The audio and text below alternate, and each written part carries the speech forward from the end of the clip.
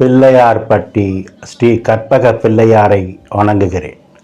ஆதித்யாய சோமாய மங்களாய புதாயச குரு சுக்கிர சனி பெயர்ச்ச ராகுவே கேதுவே நமோ நமது. நமது வாழ்க வளமுடன் யூடியூப் சேனல் நேயர்கள் அனைவருக்கும் அஸ்ட்ரோ டிஎஸ் மோகன்ராவின் அன்பான வணக்கம், வாழ்த்துக்கள். நாம் இப்போ இந்த வீடியோவில் என்ன பார்க்க போகிறோம்னா, பிப்ரவரி மாத பலன்கள் 2025 வருஷம் 2வது மாதம் பிப்ரவரி மாத பலன்கள் இந்த 12 ராசிக்கும் எப்படி இருக்கும் அப்படிங்கிறத பார்க்க போகிறோம். முதல்ல இந்த மாதத்தில் கிரகங்கள் எங்கே இருக்குது அப்படின்னு பார்ப்போம். குரு பகவான் ஆல்ரெடி எப்பவும் போல் ரிஷப வீட்டில் அவருடைய பயணத்தை நடத்திக்கிட்டு இருக்காரு.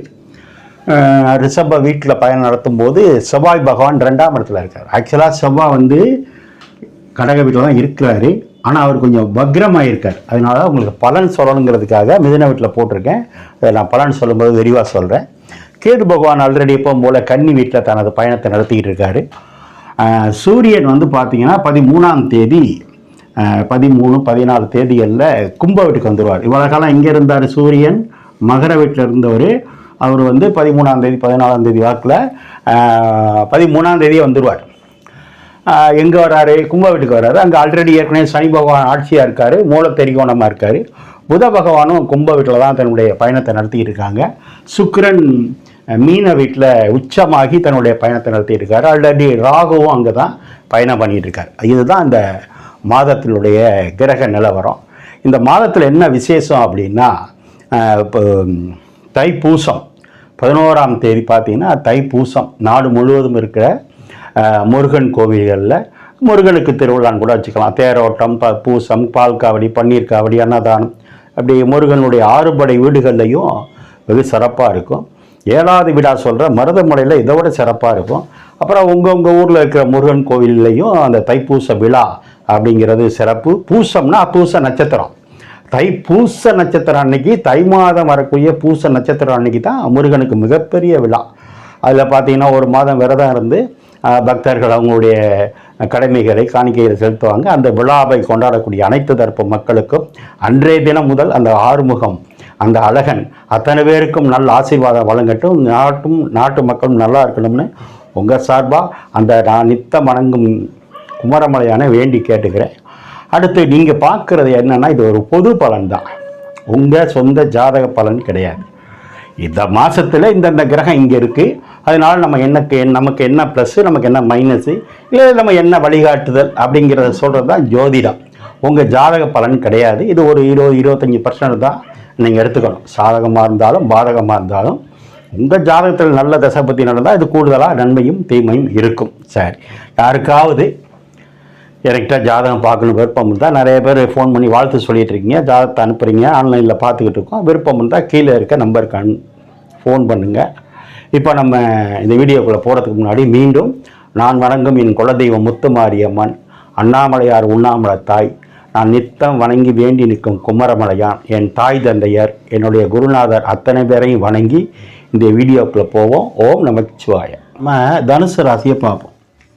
தனுசு அப்படின்னா வில் பவர். நான் வச்சுருக்க பேர், எந்த காரியத்தில் குறியாக இருக்காங்களோ அந்த காரியத்தை குறி வச்சு அதில் வெற்றி ஆகிட்டு தான் விடுவாங்க. அது வரைக்கும் நகரவே மாட்டாங்க. ரைட். இப்போ இந்த ராசிக்கு இந்த மாதம் எப்படி இருக்குது? உங்களுக்கு குரு பயிற்சி நல்லா வருது, ராகு கேது பயிற்சி நல்லா வருது, சனி பயிற்சி சுமார் தான். அதெல்லாம் நான் அடுத்த வீடியோவில் சொல்கிறேன். இப்போ இந்த மாதம் எப்படின்னா, ராசிக்கு 3ஆம் இடத்துல யார் இருக்கா? சூரியன் இருக்கார். சூரியன் யார்? உங்களுக்கு பாக்கியாதிபதி.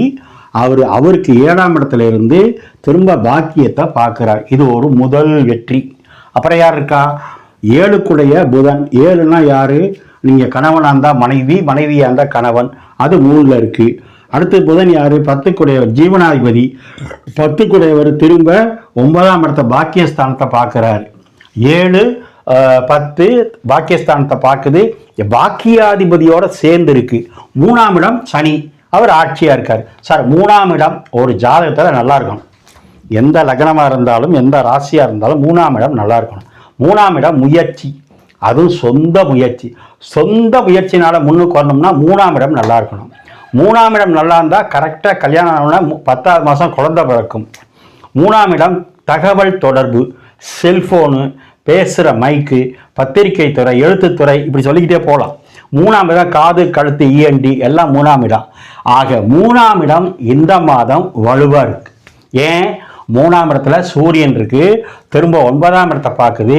பாக்கியாதிபதி 9 கூடையவர் சம்பந்தப்படுறதுனால சனினால யோகம், புதன்னால யோகம். சனினா ஜீவனக்காரன், சனினா வருமானம், உங்களுக்கு 2 கூடைய வருமானம். சனினா மாமனார், 3ஆம் வீட்டு அதிபதி மாமனார். சனினா தம்பி. ஆக மாமனார்னால யோகம் இருக்கு, தம்பினால யோகம் இருக்கு. சூரியன்னா அப்பா, அப்பானால யோகம் இருக்கு. சூரியன்னா அரசாங்கம், அரசாங்கத்தினால யோகம் இருக்கு. சூரியன்னா அரசியல், அரசியல்னால யோகம் இருக்கு. எவ்வளவு யோகமும் கொட்டி கிடக்குது. எல்லாத்துக்கும் மேலே 5ஆம் வீட்டு கிரகம் 7ல் இருந்து டைரக்டாக உங்களை பார்க்குது. அவர் 8ல் இருந்தார், நீச்சமாக இருக்கார், இப்போ வக்ரமாக இருக்காருன்னா அது உங்களுக்கு நல்லது தானே. எதையோ ஒன்று உங்களுக்கு கொடுக்க விட்டுட்டு போனதை திரும்ப கொடுக்க வந்திருக்காருன்னு அர்த்தம். யார்? செவ்வாய் 8க்கு போனவர். பழைய பாக்கி ஏதோ ஒன்று பெண்டிங் இருக்குது, திரும்ப கொண்டாந்து தாரேன் அப்படின்னு சொல்கிறதுக்கு உங்கள் ராசியை பார்க்குறாரு. செவ்வானா சொத்து, ஏதோ ஒரு சொத்து விற்றதுலையோ இல்லை வாங்கினதுலையோ ஒரு பெண்டிங் இருக்குது, அதை கொடுக்கறதுக்காக நான் திரும்ப வந்திருக்கேன் பார்க்குறேன்னு அர்த்தம். செவ்வாய்னா அரசாங்கம், அரசியல், அப்போ அதில் ஏதோ ஒரு பதவி உங்களுக்கு பெண்டிங் இருக்குது, அதை கொடுக்க வந்திருக்காருன்னு அர்த்தம். 5 கூடைய செவ்வாய்னா உங்கள் பிள்ளைங்க, அப்போ உங்கள் பிள்ளைங்கனால ஒரு அதிர்ஷ்டம், ஒரு யோகம், ஒரு லாபம் காத்திருக்கு. 5னா பூர்வீகம், பூர்வீக சொத்துல உங்களுக்கு பங்கு பிடிச்சு கொடுக்க போகிறாங்கன்னு அர்த்தம். 5 அப்படின்னா அதிர்ஷ்டம், 5னா காதல், 7னா விருப்பம். 5னா அதிர்ஷ்டம், காதல், விருப்பம். 7னா புதன், புதன் மறைஞ்சிருக்கு, திரும்ப உங்களுக்கு பாக்கியஸ்தானத்தை பார்க்குது. சார் குரு 6ல் இருக்கார் சார். ஆமாம், 6ல் இருக்கக்கூடாது. ஒரு சிலர் சொன்னேன் கடன் வாங்காதீங்கன்னு, போய் வாங்கினீங்க. ஒரு சிலர் தப்பிச்சுக்கிட்டீங்க, அது பரவாயில்ல, வாங்கியிருந்தாலும் பரவாயில்ல. இப்போ இந்த குரு பயிற்சி ஆனோன்னா அத்தனை கடனும் குறையும். ஆனால் என்ன ஒன்று, வேலைக்காக வெளிநாடு போயிருப்பீங்க. 6னா மறைவு ஸ்தானம், அது டைரெக்டாக 12ஆம் இடத்தை பார்க்குது. வெளி மாவட்டத்துக்கோ, வெளி மாநிலத்துக்கோ, வெளிநாட்டுக்கோ போயிருப்பீங்க, இல்லை போகிறீங்கன்னு அர்த்தம். 3னா உங்களுக்கு கம்யூனிகேஷன். குரு 6ல் இருந்து சனி பகவான் 3ல் இருந்தார்னா வெளிநாட்டு தொடர்பு, வெளிநாட்டு வருமானம் உண்டு. சுக்கிரன் உங்களுக்கு உச்சம். சுக்கிரன் பொதுவாக 6 கூடையர் உச்சமாகக்கூடாது, ஆனால் 6 கூடையர் உச்சமானால் நல்ல வேலை கிடைக்கும். எங்கே? வெளியில் போய் கிடைக்கும். ஏன்னா ராகுவோட சேருது. ராகுன்னா அந்நிய பாஷை. ஆல்ரெடி சனியும் அங்கே இருக்கார் 3ஆம் இடத்துல, அதுவும் அந்நிய பாஷையை சொல்கிறது. அப்போது பெண்களால் மறைமுக லாபம் உண்டு. குரு 6ல் இருந்தாலும் ஒரு நல்ல இடத்துக்கு உங்களை கொண்டு போவார். குருன்னா பெரிய மனுஷன், நீங்களே குரு தான். அப்போ வேலைக்காக வெளியில் போய் ஒரு பெரிய மனிதரோட பழகி அவங்களுடைய நட்பு கிடைச்சி உங்களுக்கு வேலை கிடைக்கும். 6ல் குரு அற்புதமான யோகம். மாமனார் சப்போர்ட் பண்ணுவார், மாமனார் சொத்து கிடைக்கும். ஆல்ரெடி 3ஆம் இடத்துல சனி இருக்கிறதுனால உங்களுக்கு மாமனார் இருந்தாருன்னா அவரால் உதவிகள் கிடைச்சிக்கிட்டு இருக்கும். 3ஆம் இடத்துல சனி ஆட்சியாக இருந்தால் தம்பினால உங்களுக்கு, தம்பியுடையான் படைக்கஞ்சான்னு சொல்லுவான், தம்பினால ஆதரவு உண்டு. 10ஆம் இடங்கிறது தான் உங்களுக்கு அத்தையை சொல்கிறது, மாமியாரை சொல்கிறது.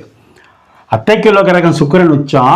10ஆம் இடம் மாமியாரை சொல்கிறது. புதன் சனியோட சூரியனோட சேரும்போது மாமனார்னால யோகம், மாமியார்னால யோகம், தம்பினால யோகம். புதன் மறையும் போது, 7 கூடையன் மறையும் போது மனைவினால கணவனுக்கோ, கணவனால மனைவிக்கு யோகம். 11 கூடைய சுக்கிரன் 4ல் உச்சமாகும் போது அன்னைனாலேயோ அக்கானாலேயோ யோகம். எல்லாத்துக்கும் மேலே ஒரு கிரகம் செவ்வாய் போதும் உங்களை பார்க்கறதுக்கு. இதுக்கு பேர் செவ்வாய் பார்க்கறதுனால மங்கள யோகம் சொல்கிறது. திருமணம் ஆகலைங்கிற பேச்சுக்கே வேற இல்லை. ஒரு சிலருக்கு காதல் திருமணம் செய்ய வாய்ப்பு இருக்குது. ஏன்னா 5க்கும் 12க்கும் உடைய செவ்வாய் 7ல் ஸ்தப்த ஸ்தானத்தில் இருந்து பார்க்கும்போது காதல் திருமணம் ஒரு சிலருக்கு வாய்ப்பு உண்டு. எப்படி இருந்தாலும் இந்த மாதம் வெற்றியே தோல்விங்கிற பேச்சுக்கு வேலை இல்லை. இந்த குரு பயிற்சி ஆயிடுச்சுன்னா தனுசு ராசிக்காரங்களை கையில் பிடிக்க முடியாது. இடம் கிடைச்சா வாங்கி போடுங்க, வீடை வாங்கி போடுங்க.